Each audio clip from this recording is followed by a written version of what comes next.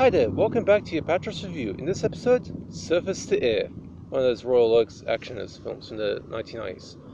Hi there, welcome back to your Apatros review. I'm your host Milo Sipka, and join me as I take you on a ride through the wild world of science fiction action horror, all from my personal DVD collection of about 1,200 DVDs, plus a few Blu-rays, video games, TV shows, whatever. In this episode, I look at the film Surface to Air, which was directed by Rodney McDonald in the year 1998.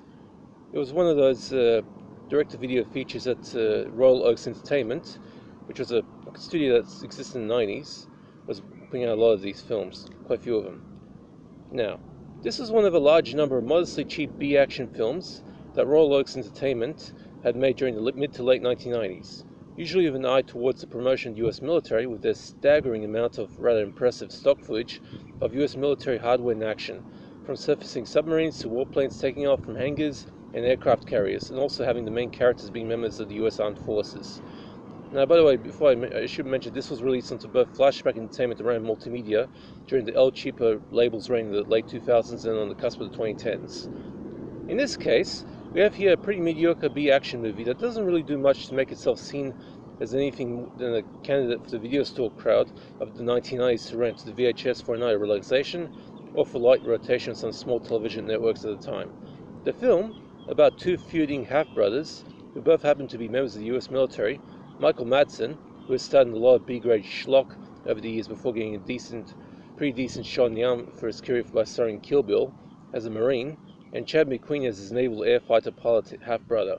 By a stroke of coincidence, both brothers are assigned to the same aircraft carrier, despite not seeing each other for a good many years, in order to investigate a plot by a group of Iraqi soldiers to overthrow Saddam Hussein, or something like that, since the very weakly written script by Tony Giglio fails to adequately explain the purpose at all, sometimes even contradicting itself. When McQueen is shot down over Iraqi airspace, Madsen must go and rescue them. To be perfectly honest, Surface to Air is not exactly a terrible movie, but not in any way making any effort to elevate itself above a D+ rating for me. For a 1990s B-action, it is pretty surprisingly dull. Even the gunfights between the Marines and Iraqi mutineers are very badly handled. The acting is reasonable. These are not novice actors we're dealing with here, but seasoned B veterans who know how to do their roles in an efficient manner. This is also one of the 3 films of Miranda Wolf starring during the 1990s. She plays a reporter here, and in her last film with Nautilus, she gets her only chance to play the hero. I'll review Nautilus in the future. And the stock footage is impressive enough.